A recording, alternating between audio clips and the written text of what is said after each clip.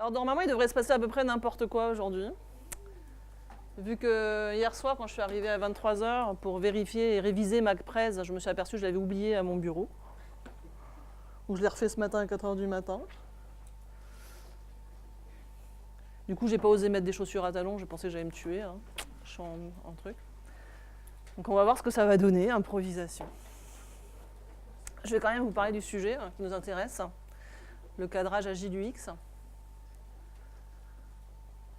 Donc bonjour. Merci à tout le monde, à tous les sponsors évidemment, hein, ça c'est vraiment important. Sans eux, on ne serait pas là tous. Et puis à la super équipe d'organisation qui a la patience de nous inviter année après année, nous supporter, s'occuper de nous et tout. Voilà. Donc moi c'est Rachel, je travaille chez Airbus, je suis coach. Je suis une petite grand-mère de l'agilité, je le dis tout le temps en rigolant, j'ai commencé il y a très longtemps, par hasard et sans le savoir. Après, j'ai gagné tous mes badges, tout bien.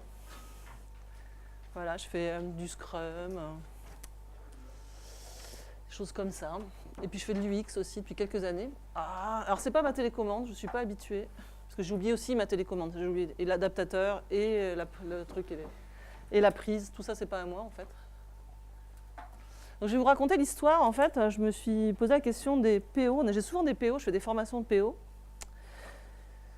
Et qui sont un peu... C'est pas facile d'être un PO, surtout quand on est un PO débutant. Alors je me suis dit que je vais vous raconter l'histoire de Sam. Donc Sam, c'est quelqu'un qui vit dans une entreprise. Peut-être qu'il est chef de projet, peut-être qu'il est chef de produit, peut-être qu'il est informaticien. En tout cas, il est heureux, il vit bien dans son truc. Et puis un jour, il y a quelqu'un qui lui dit « Tu vas être PO ». On a décidé d'être en agile, donc on a besoin d'équipe agile, et donc on a besoin de PO. Ah, c'est tombé sur toi. Donc il est un peu stressé, évidemment. Il sent bien qu'il y a comme une forme de piège, hein. Il est désigné volontaire, souvent c'est comme ça. Mais on lui dit, t'inquiète pas, ça va bien se passer, tu vas faire une formation, une super formation de 2 jours, où on va t'apprendre des trucs complètement essentiels, faire des édifices avec des spaghettis et des chamallows, maîtriser l'art du post-it, comment bien les décoller pour qu'ils restent collés sur un mur, par exemple, tout ça c'est vraiment des trucs très très importants. Faire des équilibres, faire de l'équilibre, des exercices avec des gens pour que tu viennes vraiment développer ton esprit d'équipe. Des tas de valeurs fondamentales et on va t'apprendre Scrum. Hein. Parce que quand on est débutant dans l'agilité et qu'on va s'occuper du produit, on vous apprend Scrum. Et on vous apprend que ça. Et puis, lui aussi, il va gagner un petit macaron, un petit badge. Il va être certifié. Et là, il est serein, il est détendu, il sait faire. Donc, il n'a pas peur. Il y va, relax. Prêt à se lancer, prêt à lancer un sprint. Donc il arrive, son équipe est là, de développeurs, au taquet, hop, sprint planning, qu'est-ce qu'on fait, hein? Et là c'est le drame, parce qu'il a un backlog mais qui est vide. On a oublié de lui expliquer pendant la formation comment est-ce qu'on amorce un backlog. On n'en a pas trop parlé pendant la formation. On a parlé des post-it, on a parlé qu'il fallait découper, qu'il fallait prioriser, mais on n'a pas dit comment les choses venaient dans le backlog. On est parti du principe qu'il y avait des trucs dedans. Et en fait, il y a pas mal d'équipes où, quand on se commence, il n'y a rien dedans. Donc là, d'un seul coup, on est un peu déconcerté. On peut même dire qu'on ressent un espèce de sentiment, un petit peu de panique et de flottement. Il se dit, c'est pas grave, j'ai fait une formation de 2 jours, je suis certifié. Il y a des guides et choses. Je vais forcément me débrouiller. Donc il se souvient que pendant la formation, on lui a dit, le rôle du PO, c'est le management des stakeholders. Tu dois aller voir des tas de gens, commerciaux, le marketing, les gens de la technique, discuter avec eux, sociabiliser, on appelle ça. Et ils vont te donner les entrants pour faire ton backlog. Ils vont t'expliquer ce que tu dois faire, ce qui est important pour le produit. Donc il fait ça. Évidemment, la façon dont il se fait ça, puisque c'est moderne, il va faire une réunion avec tout le monde. Il va prendre des post-it et ils vont discuter ensemble et ils vont écrire des post-it.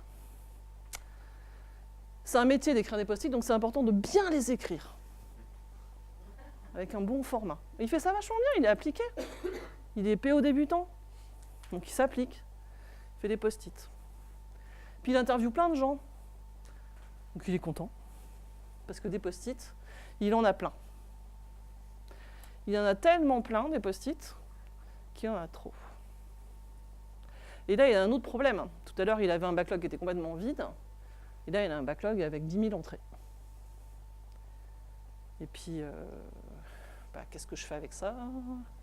Je suis un peu embêtée. J'ai des trucs très différents en plus dedans. Puis en attendant, les développeurs, ils attendent toujours le sprint qui va commencer. C'est bien gentil cette histoire de sprint 0, mais nous, on a envie de coder. Donc quand est-ce que tu vas nous dire ce qu'on doit faire? C'est un peu compliqué. Ça ne crée pas vraiment une super ambiance dans l'équipe, la pression sur le product owner. Comment je vais faire? Ils réfléchissent, ils se disent, mince, dans cette formation, qu'est-ce qu'on m'a dit? On m'a dit qu'il fallait que je fasse 2 trucs, attends, il faut que je fasse prioriser. On m'a dit qu'il fallait que je priorise, et on m'a dit qu'il fallait que je découpe. D'ailleurs, on m'a donné une arborescence de découpage super bien. On m'a dit qu'il y avait des gros trucs, on appellerait ça des épiques, des thèmes, que je les couperais en des trucs plus petits, ça s'appellerait des épiques, que je leur découperais en des trucs plus petits, ça s'appellerait des features, des user stories, avec des formats aussi. Des fois, dans les formations, on donne des formats, des templates, tout ça. Donc là, il est rassuré. Il va faire ça et il va essayer de prioriser. Alors des moyens pour prioriser, il n'en connaît pas des masses, donc il se souvient qu'il doit demander à la personne la plus importante. Donc s'il a été un petit peu technique, chef de projet ou débutant, il va demander à la personne la plus importante, et c'est comme ça qu'on va avoir une super méthode de priorisation qui s'appelle la priorisation HIPPO. Celui qui a le plus gros chèque, il sait mieux que moi ce que je vais faire. On rigole, on blague, mais ça arrive assez souvent en fait.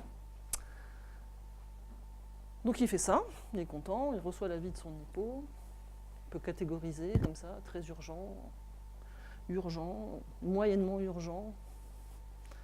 Et puis c'est comme ça aussi qu'on arrivera à avoir des trucs sur nos 10 000 user stories dans notre backlog, on va avoir des choses très urgentes, beaucoup. Puis des choses un petit peu moins urgentes, mais quand même urgentes.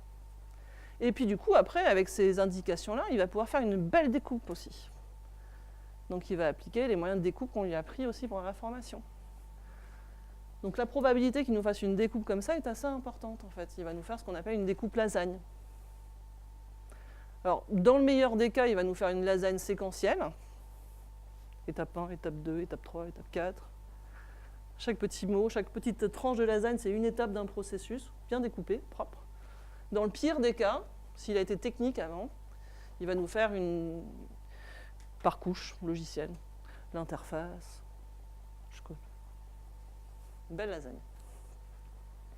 Donc il a fait son boulot, il est content. Il a récupéré comme ça tous les entrants, il a priorisé, il a bien découpé, on a une belle lasagne. On peut y aller. Donc on amène tout ça à l'équipe est contente. On peut remplir le sprint planning et on se lance. Et comme on est débutant, on va avoir une façon très particulière de se lancer. On va se lancer à fond. À fond. Sans trop regarder à droite à gauche. À fond les ballons, on y va. On a tout bon, on fait tout bien. Des petites œillères. Et à la fin, on a produit un truc. C'est chouette, hein? Il est content, notre PO. Il a produit ça. En fait, quand j'ai trouvé le GIF, alors c'est un ratage d'intégration, normalement le truc bouge avec les petits machins bleus, ça bouge partout, mais là ça se voit pas. Si ça vous intéresse, je vous montrerai tout à l'heure. Il a fait une super usine à gaz, et donc on va communiquer sur l'usine à gaz, on va faire le changement, etc. Avec un grand plan. Mais le problème, c'est que son usine à gaz, les utilisateurs, ils n'en veulent pas. Ils n'utilisent pas. Le client, des fois, il n'est pas trop d'accord. Donc notre PO, il ne comprend pas. Il a tout fait bien. Il a tout fait comme la formation lui a appris. Qu'est-ce qui s'est passé? Donc là, c'est le doute en général. Il y en a à ce moment-là qui disent que l'agilité, c'est nul. PO, c'est nul, c'est dur. Les clients sont difficiles. Et ils sont plutôt tentés de revenir comme ils faisaient avant. Dieu merci, il va quand même se renseigner, il va faire des conférences, et un jour il va tomber sur un petit être vert, un peu fripé, qui va lui dire « Oh là là, mais non, mais c'est pas nul, c'est juste que tu t'es pas pris du bon bout. » Comment ça, on s'est pas pris du bon bout? Ben ouais, tu connais pas tes utilisateurs, c'est peut-être pour ça que finalement tu fais un truc qui leur va pas. Alors essaye de connaître tes utilisateurs. Donc ça, c'est la révélation. Au moment du storytelling, c'est la révélation. Donc il retourne dans son bureau et puis il fait des tas d'études. Il va regarder des stats, puis la segmentation, du profiling, les usages. Il connaît plein de chiffres sur ses utilisateurs. Donc il est tout content. Et il retourne voir le petit être vert. Il dit, ça y est, je sais, qu'est-ce que je fais maintenant? Tu sais rien du tout, tu connais des chiffres. Les chiffres, c'est pas les gens. Essaye d'aller un petit peu plus loin dans ta démarche de connaître tes utilisateurs. Qu'est-ce que je pourrais faire? Sors de ton bureau, lui dit le petit être vert. Donc, hein? Ouais, de ton bureau, tu dois sortir. Ouais, tu le fais mieux que moi. Ce sera officiellement le petit être vert jusqu'à la fin de la présentation. Donc il sort. Et du coup, qu'est-ce qu'il fait? Il va rencontrer des gens. Il va leur parler. Il va faire des interviews. Il va commencer à récolter un peu leurs idées. Puis il va commencer aussi à les observer. Comment est-ce qu'ils utilisent les produits? Dans quel contexte? Est-ce que c'est bruyant? Est-ce qu'il y a des gens autour d'eux? Est-ce que c'est fatigant? Il va commencer à observer tout ça. Il va les passer un petit peu à la loupe, tous ces gens-là. Il va regarder, va comprendre qui sont ses utilisateurs, et puis il va surtout se connecter avec eux et essayer de les comprendre un peu plus. Donc il est super content, et puis les utilisateurs, en retour de tout ce temps passé, ils lui donnent des user stories, qu'il écrit très bien toujours. Le problème des utilisateurs finaux, c'est que comme on ne va pas les voir souvent, quand on va les voir, ils nous donnent beaucoup de post-it. Donc en fait, notre PO, très rapidement, il se retrouve exactement avec le même problème que tout à l'heure. Ce n'est pas les mêmes post-it. J'ai eu la flemme de changer l'image, mais ce n'est pas les mêmes post-it. Mais il y en a quand même beaucoup trop. Donc il retourne voir le petit être vert. En quoi le fait d'avoir beaucoup trop de post-it, ça va m'aider à ne pas faire la même erreur que la première fois.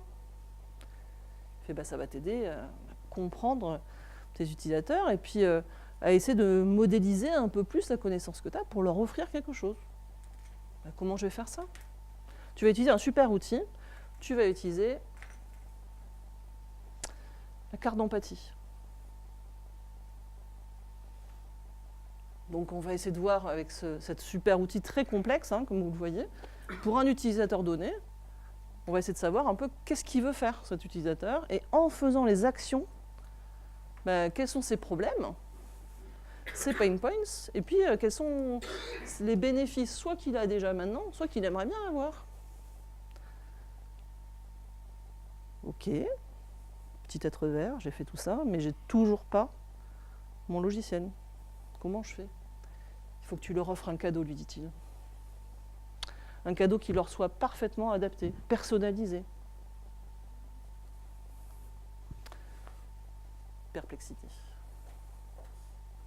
Comment je fais ça? Le petit outil que je t'ai montré, figure-toi, lui dit le petit être vert. Bonjour. Tu peux rentrer si tu veux. Figure-toi que cet outil, il permet de générer, de créer des cadeaux hyper adaptés. Pour chacun des jobs de ton utilisateur final, tu vas pouvoir lui proposer des produits et des services. Et pour chaque proposition de produits et services que tu vas faire, tu vas pouvoir vérifier point par point en quoi ils enlèvent des problèmes à ton utilisateur ou en quoi ils lui permettent de lui créer des bénéfices.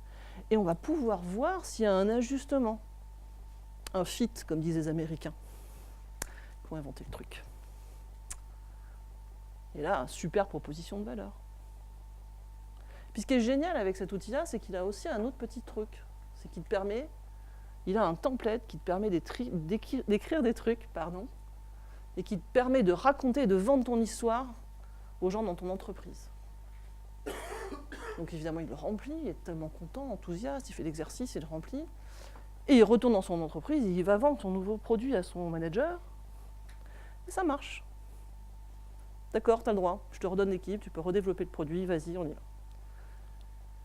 Il est content. Ça y est, il va pouvoir développer à nouveau le produit. Mais Yoda lui dit, mais attends, c'est pas encore fini le travail. Il faut encore travailler. Il faut que tu racontes l'histoire. Tu peux pas te contenter de quelque chose de figé, de statique. Proposition de valeur, c'est assez statique. Il faut qu'on essaye de trouver une proposition de valeur qui soit dynamique. Donc on va essayer de travailler sur l'histoire. Et là, il lui propose de faire raconter le voyage de l'utilisateur, de le poser comme ça un peu, et de raconter cette histoire-là, le plus simplement et le plus visuellement possible. Donc notre PO s'exécute, Sam est assez discipliné, il suit son maître. Puis à un moment quand même, il dit bon, c'est bien, j'ai une histoire, j'ai presque une bande dessinée, mais j'ai toujours pas mon application, quoi. Donc il y a un truc qui va toujours pas. Où est-ce qu'il m'emmène, ce petit être vert? Il me manque un petit être vert. Il me manque un slide de petit être vert. Et ben, ton histoire utilisateur, c'est un point de départ sur lequel tu vas voir, on va pouvoir adosser des fonctionnalités. Les fonctionnalités que tu as recueillies pendant les interviews, les fonctionnalités dont tu as vérifié l'adéquation par rapport au profil général, on va essayer de voir si étape par étape de l'histoire de l'utilisateur, ça répond à un service, ça lui permet de faire quelque chose.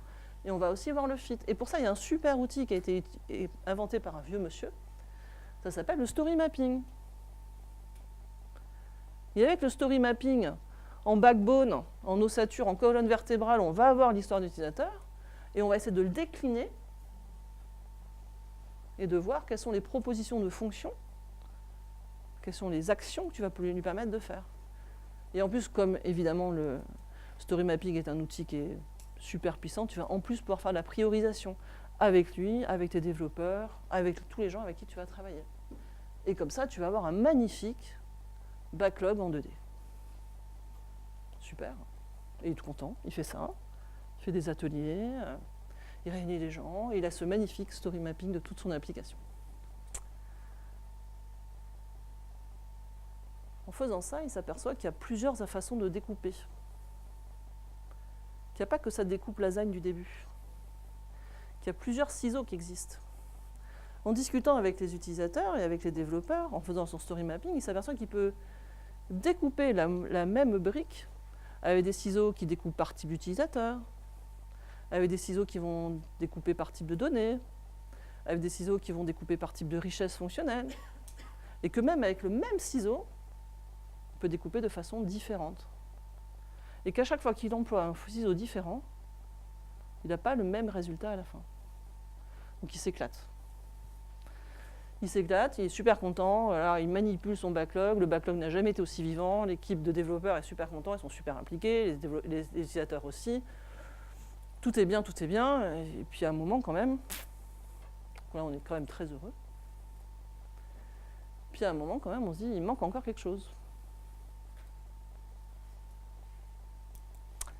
Parce que bon, moi je veux faire une application mobile.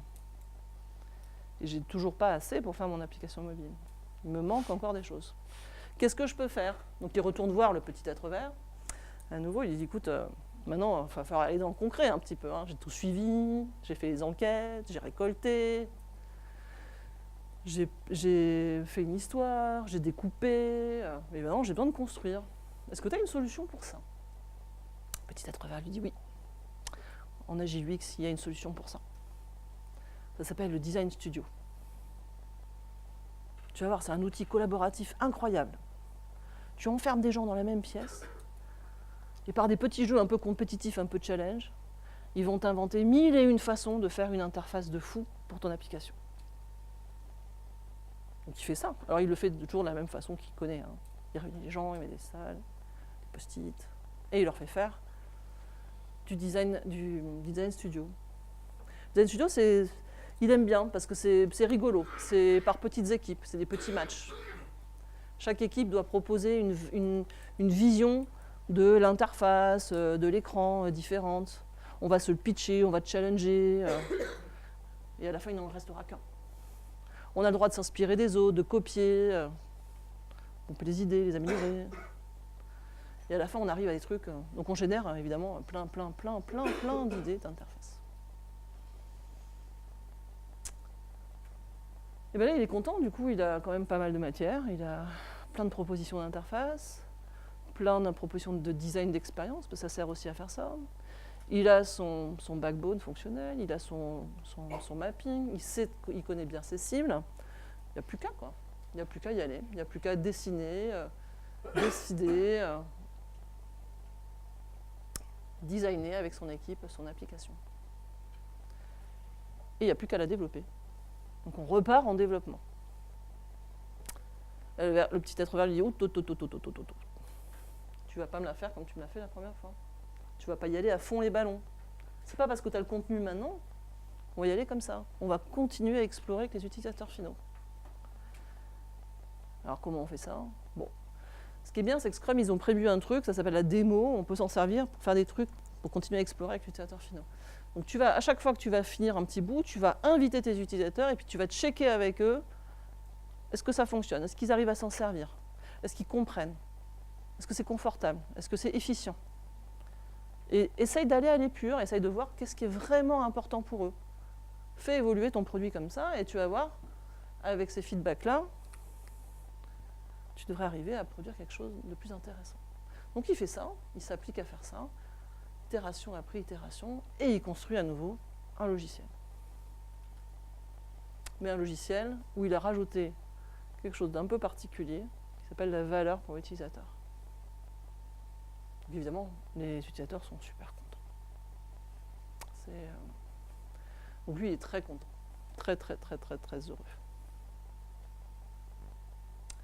Et ça change profondément sa façon de concevoir son produit.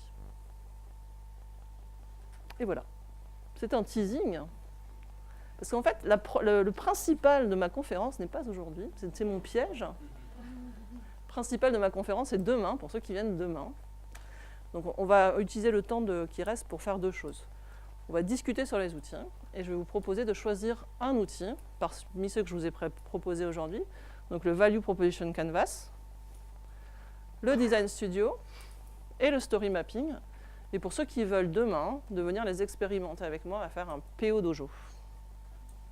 Alors qu'est-ce que c'est un PO Dojo?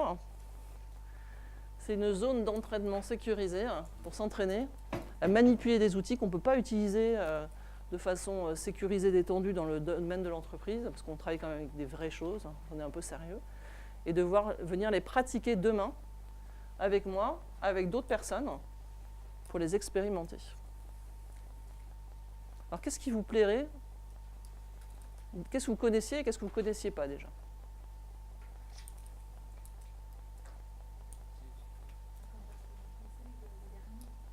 Le Design Studio. Story. Le premier? Ouais. Story Mapping, on peut faire ça. Super. Toi, c'était Design Studio. Pour le Design Studio, il faut être un peu nombreux. Enfin, il faut être. Ce serait bien qu'on soit 6 pour qu'on fasse au moins 3 équipes de 2 et qu'on fight un peu. Le Story Mapping, on peut le faire en petit nombre. Qui serait intéressé pour faire du Design Studio demain, par exemple? N'ayez pas peur, je ne mange pas, je ne mords pas, je ne bite pas. Cool. Et pour le Story Mapping, est-ce qu'il y en a qui ne connaissaient pas et qui seraient intéressés? On va essayer d'enchaîner les deux, en fait. On va essayer de commencer sur un Story Map. Donc j'y arriverai avec un projet de logiciel à faire. Un utilisateur, j'ai ma petite... Non, ça ne sera pas le même que tu connais.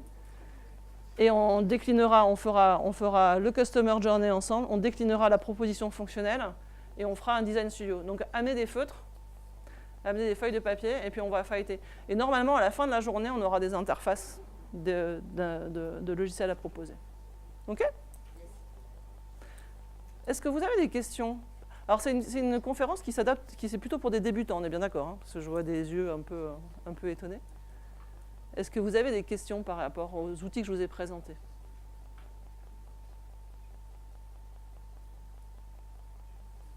Si, au niveau du Design Studio, quand on regroupe des équipes, est-ce que dans les équipes, on fait en sorte qu'elles soient pluridisciplinaires? Oui. Que les gens ne sont pas forcément dans l'UX à la base? Oui. Le Design Studio, comme tous les ateliers agiles, on essaie d'être le plus pluridisciplinaire possible. Donc on va inviter des utilisateurs finaux, ce qu'on appelle des métiers, des gens qui représentent du métier, des UX, des graphistes, parce qu'on aime bien avoir des gens qui savent dessiner, puis on aime bien avoir des gens qui ne savent pas dessiner, mais qui sont intéressants aussi comme ça. C'est les développeurs, par exemple. Parce que le design d'interface, ça va être beaucoup ça, ça va être beaucoup les développeurs. Ça peut être aussi, on peut travailler aussi avec des gens qui sont des ergonomes. Ça peut être intéressant. Et donc, on va les mettre dans la même pièce et on va leur proposer de s'auto-organiser pour faire des petits groupes. Et l'idée, c'est que sur la même thématique, par exemple, une interface qui permet de faire une inscription ou de faire, je sais pas, on va dire le formulaire bateau, hein, un peu bateau, et bien que chacun se challenge. Donc, il y a plein de petits jeux que vous verrez demain, des choses qu'on appelle le Crazy Eight, des choses comme ça. On va leur proposer, alors c'est très timeboxé, on va leur proposer des petites plages où ils vont pouvoir imaginer et matérialiser leurs propositions. Ensuite, après, ils les pitchent. Et il y a un vote, il y a une compétition un peu acharnée pour arriver à faire émerger ce qu'il y a de mieux. Donc c'est forcément pluridisciplinaire. C'est intéressant ces outils-là, parce que c'est des outils un peu alternatifs. Alors je ne sais pas s'il y en a qui pratiquent déjà, qui sont déjà product owners ici. Quand on est product owner en activité, on a tendance à faire ce qu'on appelle le backlog refinement, toujours de la même façon. Toujours, on vient présenter, ce que disait d'ailleurs Fred ce matin, on vient présenter les US, les développeurs posent des questions, voilà, c'est un peu ennuyeux, déjà c'est un peu ennuyeux, il a raison. Et puis c'est pas la meilleure façon de tirer un peu parti de l'intelligence collective. Et le fait de passer par le dessin, le fait de passer par le travail en petits groupes, le fait de passer par le challenge, on arrive à faire des choses plus intéressantes. Et c'est un travail de conception, c'est un travail de maturation, c'est un travail d'intelligence collective. Et moi j'aime bien l'utiliser de temps en temps pour aussi booster aussi la conception au tout début en tout cas. Et c'est vraiment très puissant pour faire tout ce qui est interface graphique et créer de l'alignement sur les solutions d'interface graphique. Ouais. Chut. Il faut venir sur les 2 jours au Pays Basque. Les 2 jours sont toujours incroyables. Non, mais on va sur place. C'est savoir si par rapport à ce design studio, si vous aviez des ouvrages de référence ou des sites web. Alors, si tu cherches sur Internet, moi je te donnerai des liens si tu veux tout à l'heure, tu me passes voir. Mais si vous cherchez sur Internet, vous faites dans Google, faites Design Studio entre les commas, entre les parenthèses, et méthode, et vous allez trouver toute la documentation de référence. Il y a une excellente conf sur YouTube, je te donnerai le nom parce que ce n'est pas mon point fort, les noms propres. Il y a un Américain qui explique ça, et c'est toute la mécanique. C'est très simple à mettre en place, c'est vraiment hyper simple. Il n'y a pas de compétences particulières à avoir pour l'animer et le faciliter. Et ça permet de faire vraiment des merveilles. De faire des pans entiers d'interface de façon collective et très très rapidement et assez efficacement. C'est un vieux outil, ça a été inventé dans les années 60 par une boîte de pub et ça a été repris après dans les années 90 par les gens qui faisaient de l'agilité. Mais c'est un vieil outil en fait. On peut l'adapter à d'autres secteurs d'activité aussi, parce que j'en parle des développements digitaux, mais sur des développements produits, etc. Ouais. Ça marche à chaque fois. Ouais. Ouais. Tu peux t'en servir pour faire... alors pour avoir fait ça, moi j'ai déjà fait des affiches de publicité avec. Tu peux faire des objets avec. Tu peux faire finalement de l'applicatif. Et il y a une méthode qui a été plus moderne. Je ne sais pas si vous connaissez, vous avez entendu parler de Design Sprint. Oui. Design Sprint, donc c'est Jack Knapp qui a fait ça. C'est un peu la même façon, il a utilisé les mêmes mécaniques que le Design Studio, mais il les a intégrées dans un processus complet qui se déroule sur une semaine. Avec une première journée, on présente le contexte du problème.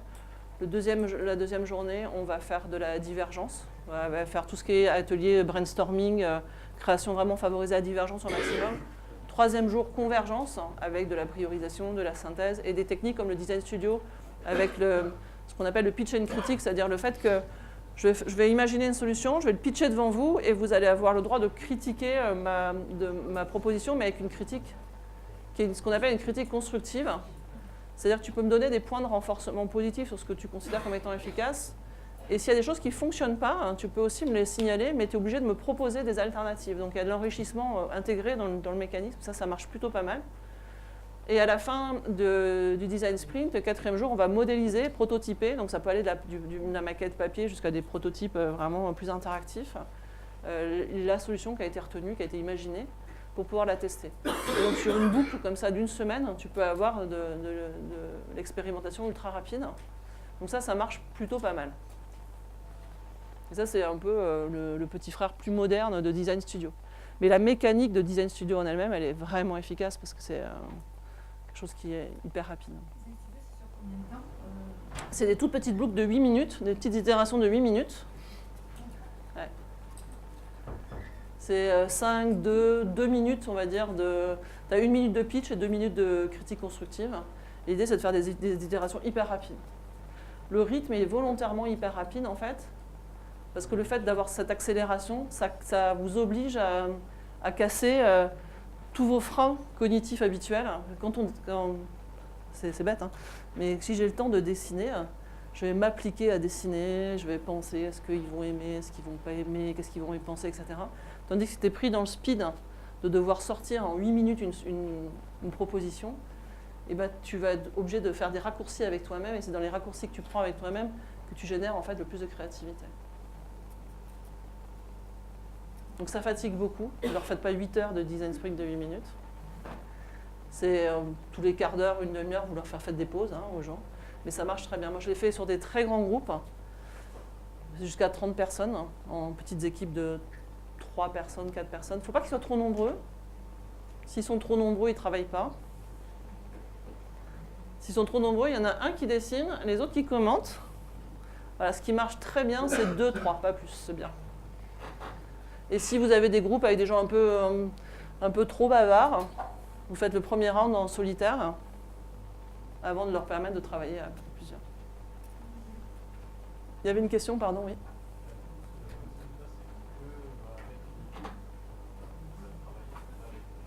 Ah si, c'est avec le client. Après, moi, je suis un PO très inclusif quand je fais PO, donc j'ai toujours tendance à travailler avec le plus de monde possible. Donc à chaque fois, vous pouvez mélanger dans la même pièce vos développeurs, les utilisateurs finaux, des gens qui font de l'ergo, des gens qui font des UX. Voilà, à chaque fois, vous pouvez faire ça, faites-le. Segmentez pas. À chaque fois qu'on commence à siloter, c'est là où on fait de la mauvaise qualité, en fait. Et alors, il faut, des fois, dans certaines organisations, il faut un peu se battre. Moi, je travaille dans une organisation qui n'est pas super motivée à mettre ensemble des développeurs et des clients, on va dire ça comme ça. Mais ça vaut le coup de se battre et de mettre ensemble les gens, parce qu'à chaque fois qu'on met ensemble les gens, il se passe des trucs incroyables. Les applications qu'on fait comme ça, les outils qu'on fait comme ça sont vraiment nettement meilleurs que les outils qu'on fait séparés séquentiellement. Donc c'est pas des méthodes qui sont directement liées à l'agilité, c'est des choses qui sont liées plutôt UX ou design thinking beaucoup, des choses qui sont liées à la créativité, aux méthodes de créativité, mais c'est des choses qui se greffent très bien dans une démarche agile. Et ça a donné lieu, pour ceux qui aiment bien l'histoire un peu des méthodes, c'est ce qui permet. Aujourd'hui, ça se regroupe dans des choses qu'on appelle l'agile UX ou le lean UX, toutes ces pratiques-là. D'ailleurs, je vous invite à lire le bouquin qui s'appelle Lean UX, qui est vraiment bien aussi. Vous allez en savoir plein de choses dessus. Normalement, vous avez une conférence juste avant qui expliquait, qui était aussi sur ce sujet-là, normalement. Et vous allez avoir une conférence juste après avec une dame qui a été product owner chez Microsoft, si ma mémoire est bonne, et qui va aussi parler de ça. Donc, si vous êtes passionné du sujet, aujourd'hui, vous allez avoir pas mal de petits teasers comme ça pour vous amener à aller regarder par vous-même et chercher par vous-même. Et n'oubliez pas de venir expérimenter avec moi demain, parce que c'est des outils en fait qui se racontent pas très bien, qui sont plutôt plus sympas à expérimenter. Et puis c'est rigolo, accessoirement. Donc on a 3 heures prévues demain pour faire ça. Question rapide, très profane. J'entends donc product owner, j'entends aussi souvent le rôle du designer. Ouais. C'est du projet Invest ou c'est... Non, c'est pas exactement le même boulot. Ouais. Product owner, moi j'aurais tendance à dire, c'est un généraliste. C'est le spécialiste de son produit, mais c'est un généraliste. Il faut qu'il connaisse bien les utilisateurs finaux, mais il ne va pas être ergonome. Il faut qu'il connaisse bien le design et l'interface, mais il ne va pas être un graphiste, ni un designer, ni un UX, user experience. Puis qu'il connaisse sa technique, mais ce n'est pas lui qui va développer. Il faut qu'il connaisse son marché, mais il ne va pas être marketing, etc. Il faut qu'il ait une vision généraliste, parce que son travail à lui, c'est de faire une synthèse. Le UX designer ou le UX lead, c'est quelqu'un qui a une compétence spécifique technique dans le design de ce qu'on appelle l'expérience utilisateur. L'interaction, la création d'une émotion, d'une expérience, dans le cadre de l'utilisation d'un produit ou d'un service. Donc c'est quelque chose, c'est pas de l'ergonomie non plus, parce que je sais qu'il y a des gens qui font le raccourci entre les deux. L'ergonomie, c'est un des pans, c'est ce qu'on appelle l'utilisabilité. Est-ce que c'est utilisable ?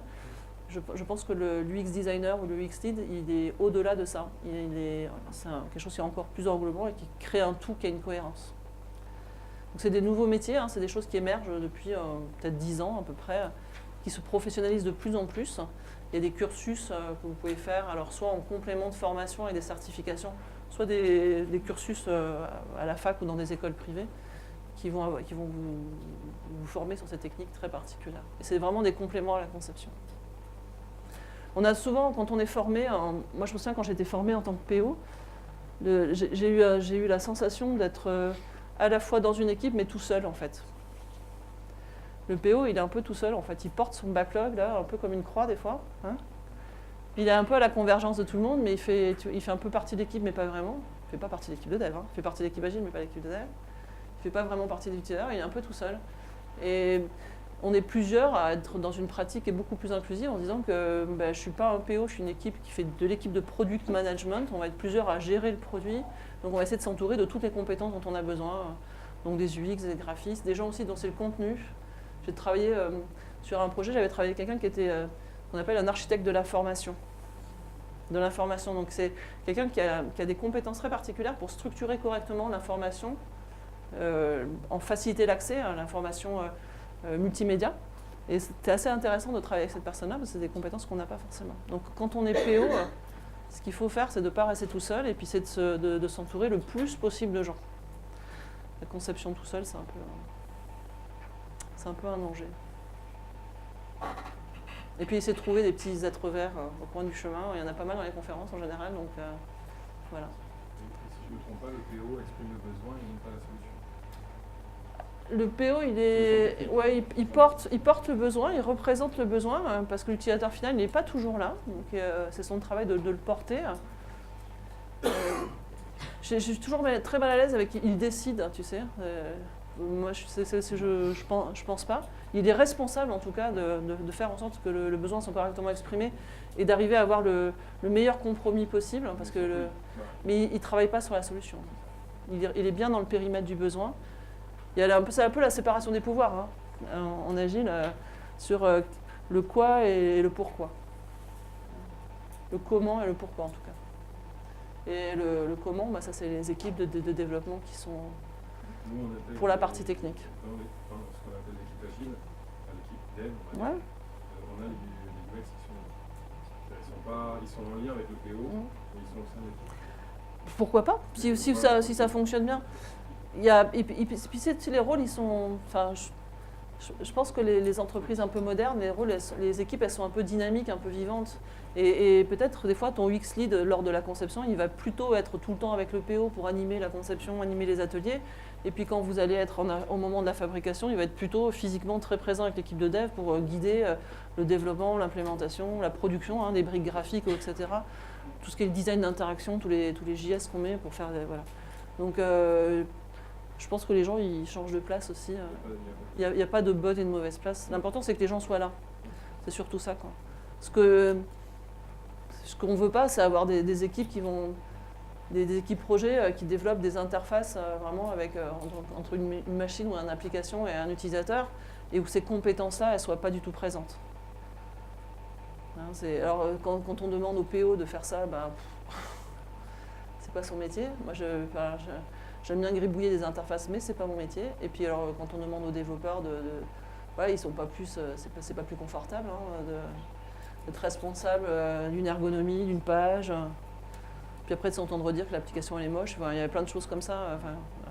Donc, ça change. C'est des compétences qui maintenant sont de plus en plus présentes. Ça change. On les intègre de mieux en mieux. Et on les intègre de plus en plus dans les équipes. Mais c'est un travail d'équipe. C'est bon? Mais juste un exemple concret, c'est-à-dire dans le pitch que vous avez montré, c'est un petit peu, vous aviez, je crois, le dernier, parce que c'était notre produit, mais vous aviez dans le... Alors ça c'est la synthèse des travaux de Alex Osterwald. Alex Osterwald, il a inventé ça. Ça s'appelle, The Value Proposition Canvas, c'est un grand canevas, c'est inspiré du Lean, Lean Startup, Lean Mix. C'est son travail de thèse, en l'occurrence, à l'origine. Et ça, c'est comment, en fait, reconstruire ce qu'on appelle un elevator pitch, une petite phrase très rapide de synthèse qui présente bien notre produit pour aller le vendre, en se servant des briques qu'on a construites. Donc là, on voit par exemple la proposition de service, le segment d'utilisateur, qu'est-ce qu'il veut faire, qu'est-ce qu'on va lui proposer pour faire ça, comment ce qu'on va lui proposer, ça va servir à réduire des peines et à créer des gains. Et puis, il y a celle-là, la phrase qui est en bas, là, c'est unlock, c'est quels sont les différenciants. Parce qu'on va essayer aussi de travailler sur le différenciant, quand on est sur un marché un peu concurrentiel, de poser un différenciant soit de proposition fonctionnelle, soit de positionnement, c'est toujours intéressant. Et donc le Canva le propose. The Value Proposition Canva, c'est un outil qui est assez efficace. On le fera demain, vous verrez. Et, Robin, toi, je vois en fond de salle, on l'avait fait lors d'un PO Dojo il y a 2 ans de ça. Et c'est assez efficace, c'est assez magique.